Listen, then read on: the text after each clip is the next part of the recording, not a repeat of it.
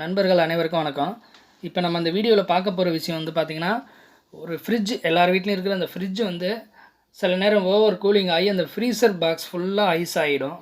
So அதை எப்படி வெளியில் எடுக்கிறதுன்னு தெரியாமல் சில பேர் என்ன பண்ணுவாங்க, கத்தியெல்லாம் கூட யூஸ் பண்ணுவாங்க. அந்த நேரத்தில் அந்த கேஸ் எல்லாம் ரிலீஸ் ஆகி ஆக்சிடென்ட் நடக்கிறதுக்கான வாய்ப்புகள்லாம் இருக்குது. நார்மலாக அதை எப்படி நம்ம ரிலீஸ் பண்ணுவோம்னா, நம்ம வந்துட்டு அது முன்னாடி வந்து ஃப்ரண்ட்டில் ஒரு பட்டன் இருக்கும். அந்த பட்டனை அது ப்ரெஸ் பண்ணி விட்டோன்னே அந்த வாட்டர்லாம் கொஞ்சம் கொஞ்சமாக கரைஞ்சி பின்னாடி இருக்கிற ஒரு ஸ்டோரேஜ் பாக்ஸில் போயிட்டு ஸ்டோர் ஆகும். அந்த டேங்க் வந்து ஃபுல்லானோடனே தண்ணி லீக்கேஜும் ஆகும். நம்ம வந்துட்டு என்ன பண்ணுவோம், ஃபுல்லானோடனே அதை எடுத்து வெளியில் தூரம் ஊற்றிடுவோம். ஸோ இப்படி தான் பண்ணுவோம். ஆனால் அதுலேயும் நிறைய சிரமங்கள் இருக்குது. அந்த சிரமம் இல்லாமல் நம்ம எப்படி அந்த ஃப்ரிட்ஜை வந்துட்டு அந்த தண்ணி ஃபுல்லாக ஆனதுக்கப்புறம் எப்படி அந்த தண்ணியை ஈஸியாக வெளியில் எடுக்கிறது அப்படிங்கிற மெத்தட் பற்றி தான் இப்போ நம்ம இந்த வீடியோவில் பார்க்க போகிறோம். இது முழுக்க முழுக்க நானாக யோசித்த ஒரு விஷயம். அதை உங்கள்கிட்ட பகிர்ந்துக்கிறேன், நீங்கள் பாருங்கள். அதுக்கு முன்னாடி நம்ம சேனலை வந்துட்டு சப்ஸ்கிரைப் பண்ணாதவங்க சப்ஸ்கிரைப் பண்ணிடுங்க. அப்படியே லைக், ஷேர், கமெண்ட் பண்ணிங்கன்னா இன்னும் கொஞ்சம் நல்லாயிருக்கும். திரும்ப சொல்கிறேன், இந்த நீங்கள் சேனலை சப்ஸ்கிரைப் பண்ணலன்னா சப்ஸ்கிரைப் பண்ணிடுங்க.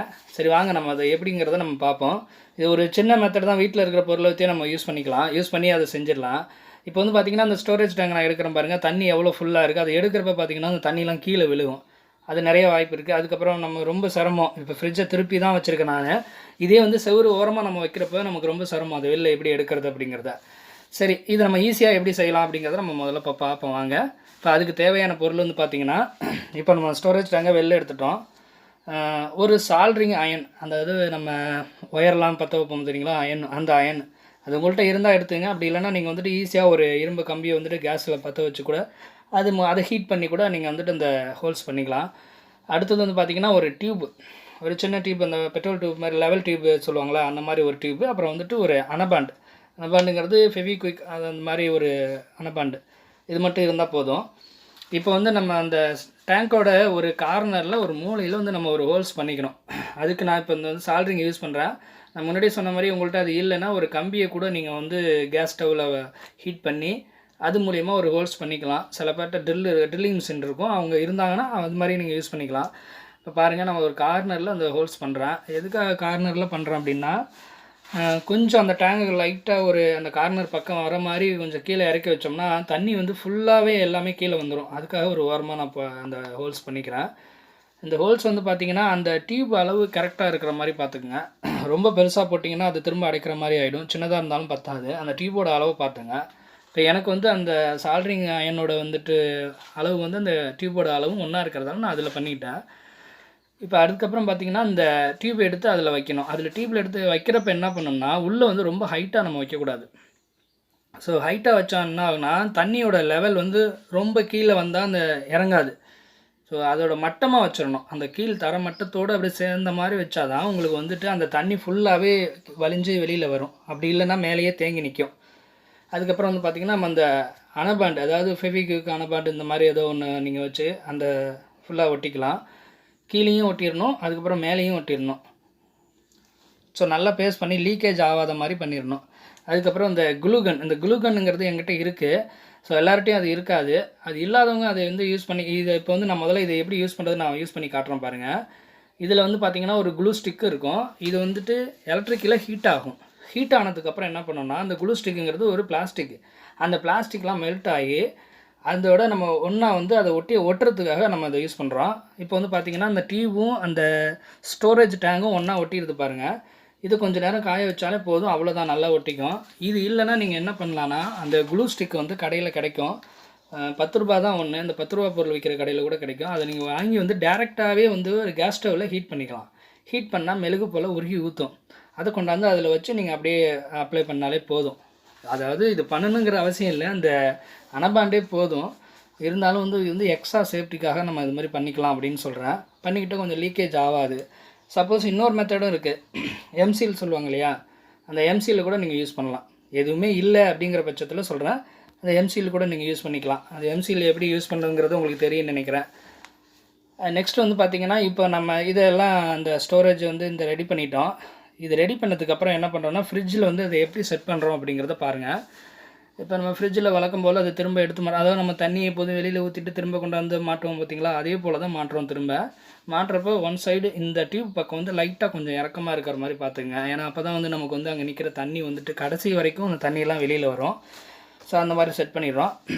நம்ம சேனலை சப்ஸ்கிரைப் பண்ணாதவங்க கொஞ்சம் சப்ஸ்கிரைப் பண்ணிடுங்க. அதோட லைக், ஷேர், கமெண்ட் எல்லாம் பண்ணுங்கள். அப்போ தான் எனக்கும் கொஞ்சம் நானும் இது போல் அடுத்தடுத்த வீடியோலாம் போடுவேன். எனக்கு ஒரு இன்ட்ரெஸ்ட் வரும், உங்களுக்கும் யூஸ்ஃபுல்லாக இருக்கும். அதனால தான் சொல்கிறேன். ஸோ இப்போ பாருங்கள், நம்ம அந்த செட் பண்ணிட்டோம். அந்த டியூப் வந்து கீழே இருக்குது பார்த்தீங்களா? இந்த டியூப் வந்து என்ன பண்ணணும்னா, திரும்ப நம்ம உயரமாக வச்சு அந்த டேங்குக்கு மேலே எவ்வளோ அளவு நமக்கு வேணுமோ அவ்வளோ அளவு வச்சுக்கலாம். அது நம்ம வந்துட்டு டேங்க் மட்டத்தில் இருந்தது என்ன ஆகும்னா, டேங்க் ஃபுல்லானால் அதுலேயும் ஃபுல்லாகிடும். ஸோ அதோட கீழே இருந்துச்சுன்னா இதில் வந்து டேங்க் ஃபுல்லாகிறதுக்கு முன்னாடி இந்த டியூப்பில் தண்ணி வெளில வந்துடும். ஸோ அதனால் நம்ம டேங்கோட உயரமாக வச்சுக்கணும். அதே நேரம் அந்த டேங்கோட உயரமாக நம்ம வந்துட்டு ஒரு இடத்துல அந்த டியூப்பை மாற்றுற மாதிரி பார்த்துக்கணும். இப்போ எனக்கு வந்து மேலே அந்த ஒரு கம்பி இருக்குது பார்த்தீங்களா, அந்த ஃப்ரிட்ஜோட பேக் சைடு இருக்கும், எல்லாருக்கும் தெரியும். அதில் நான் வந்து அதை மாட்ட போகிறேன். அதனால் அந்த அளவு வச்சு நான் வெட்டிக்கிறேன்.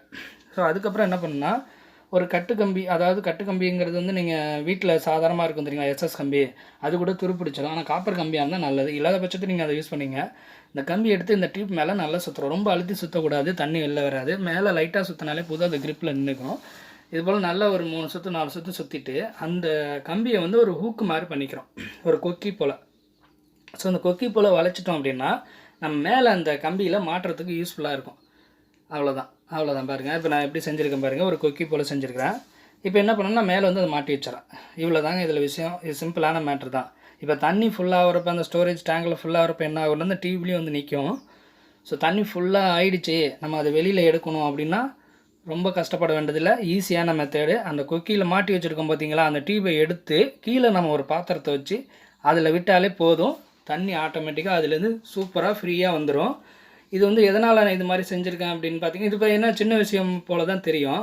ஆனால் வந்து நம்ம வந்துட்டு நம்ம வீட்டோட ஃப்ரிட்ஜ் வந்து ஒரு செவருக்கு பக்கத்தில் தான் வச்சுருப்போம். ஸோ அதுக்குள்ளே கையை விட்டு நம்மளால் இதெல்லாம் இங்கே அந்த டேங்கை எடுத்து திரும்ப மாட்டுறதுலாம் சிரமம். சில ஃப்ரிட்ஜில் ஸ்க்ரூ பண்ணி வச்சுருப்பாங்க, சில இதில் வந்துட்டு மாட்டி எடுக்கிற மாதிரி கூட வச்சுருப்பாங்க. மாட்டி எடுக்கிற மாதிரினா ஈஸி, ஸ்க்ரூ பண்ணி இருக்கிறதெல்லாம் கொஞ்சம் கஷ்டம். அதனால் எல்லாராலையும் அதை செய்ய முடியாது. இதெல்லாம் வீட்டில் உள்ள லேடிஸு ஈஸியாக செஞ்சுருவாங்க. பாருங்கள் எவ்வளோ சுலபமாக தண்ணி வெளில வருதுன்னு. இவ்வளோ தாங்க அந்த விஷயம். இது நீங்கள் ஒன் டைம் செஞ்சுட்டிங்க அப்படின்னா உங்களுக்கு அதுக்கப்புறம் சிரமமே கிடையாது ஃப்ரிட்ஜை மெயின்டைன் பண்ணுறதுல. இது உங்களால் செய்ய முடியல அப்படின்னா உங்கள் வீட்டுக்கு வேலைக்கெல்லாம் வருவாங்களே ஒரு எலக்ட்ரிஷியன், ப்ளம்பர், இந்த மாதிரி அவங்கள்ட்ட கொடுத்தா கூட அவங்க செஞ்சு கொடுப்பாங்க. இது சாதாரண ஒரு விஷயந்தான், ஆனால் ரொம்ப யூஸ்ஃபுல்லான விஷயம். அதனால் நீங்கள் எல்லோரும் செஞ்சு இதை பயன்பெறுங்க. இது வரைக்கும் வீடியோ பார்த்ததுக்காக உங்கள் எல்லாருக்கும் ரொம்ப ரொம்ப நன்றி. வீடியோ பார்க்குறதோட மட்டும் இல்லாமல் இதை வந்து உங்கள் ஃப்ரெண்ட்ஸுக்கெல்லாம் ஷேர் பண்ணுங்கள். அதோட சப்ஸ்கிரைப் பண்ணுங்கள், அப்புறம் கமெண்ட் பண்ணுங்கள். இதில் ஏதாவது டவுட் இருந்தால் உங்களுக்கு வந்துட்டு என்னை கமெண்ட் பாக்ஸில் சொல்லுங்கள். நான் உங்களுக்கு வந்துட்டு அந்த டவுட்டை நான் கிளியர் பண்ணி வைக்கிறேன். ஏன்னா இது நானாக முழுக்க நானாக யோசிச்ச ஒரு விஷயம். இதில் செய்முறையில் உங்களுக்கு ஏதாவது டவுட் இருந்தால் கூட கேளுங்க, நான் உங்களுக்கு கண்டிப்பாக சொல்கிறேன். எல்லாருக்கும் நன்றி, வணக்கம்.